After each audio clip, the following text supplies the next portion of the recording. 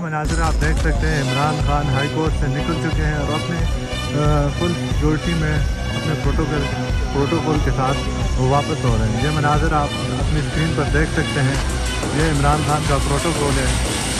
आज इमरान खान ATC और high court में पेश हुए।